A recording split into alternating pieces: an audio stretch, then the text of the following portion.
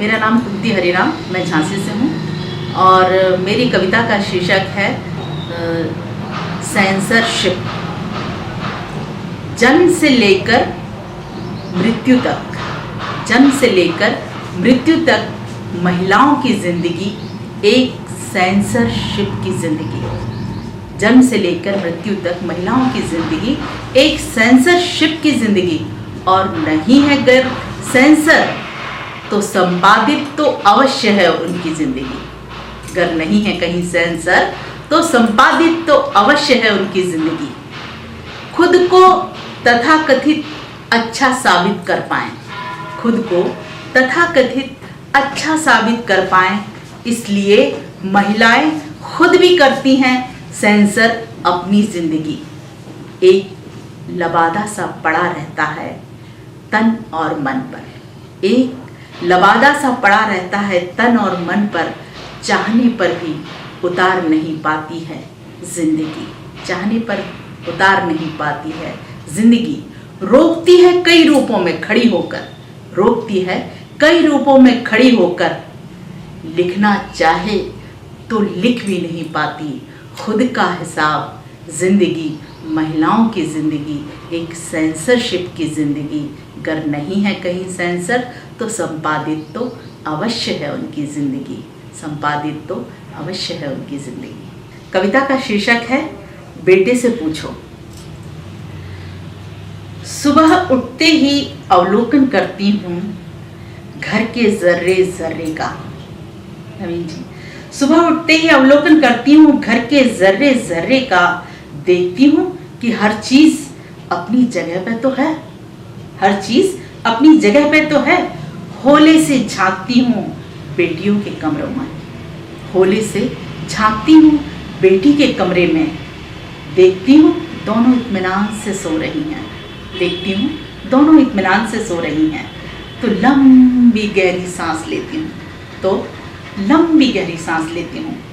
फिर उठाती हूँ अखबार समाचारों के लिए, फिर उठाती हूँ अखबार समाचारों के लिए। लेकिन वो दिन तो हवा हुए, लेकिन वो दिन तो हवा हुए जब सुबह सिर्फ और सिर्फ एक प्याला चाय के साथ अखबार सुकून देता था, जब सिर्फ और सिर्फ एक प्याला चाय के साथ अखबार सुकून देता था। अब तो धड़कते दिल से थामती हूँ अखबार, अब तो धड़कते दिल से थामती हूँ अखबार। देखती हूँ चहूँ और एक संक्रमण सा फैला है, देखती हूँ चहूँ और एक संक्रमण सा फैला है।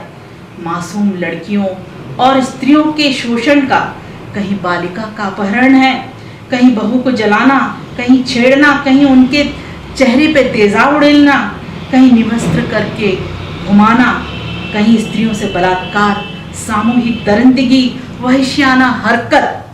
पता नहीं क्या क्या पढ़कर दहल जाती हूँ, पता नहीं क्या क्या पढ़कर दहल जाती हूँ। आखिर कहाँ चूक हो गई, आखिर कहाँ चूक हो गई, कहाँ गलती हो रही है। सोचा होगा, सोचना होगा हमें।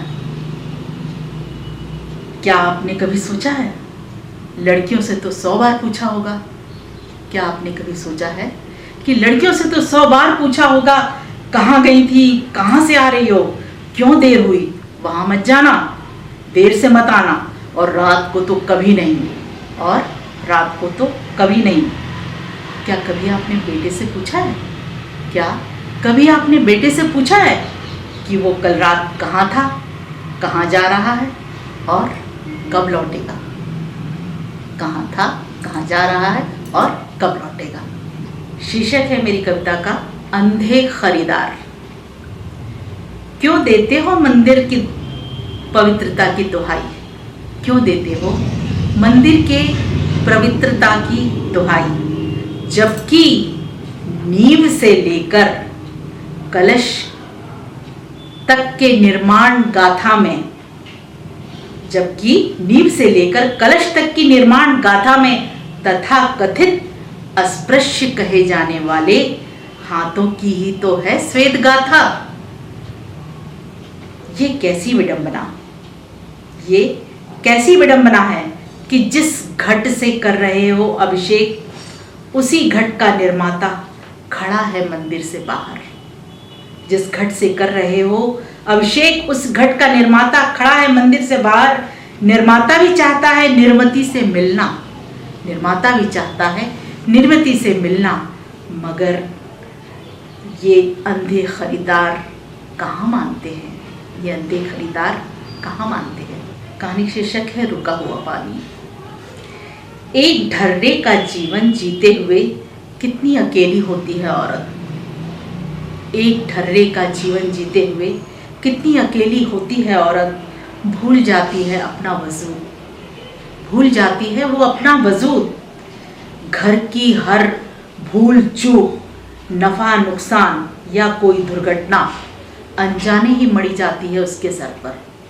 घर की हर भूल चूक, नफा नुकसान या कोई दुर्घटना अनजाने ही मड़ी जाती है उसके सर पर। ऐसे ही अपराध बोध का जीवन जीते जीते, ऐसे ही अपराध बोध का जीवन जीते जीते औरत की गरिमामय जिंदगी अंततः एक रुका हुआ पानी हो जाती है, अंततः एक रुका हुआ पानी हो जाती है। अरे हाँ, इस चैनल को लाइक और सब्सक्राइब करना ना भूलें। देखते रहिए बंजारा बीट्स।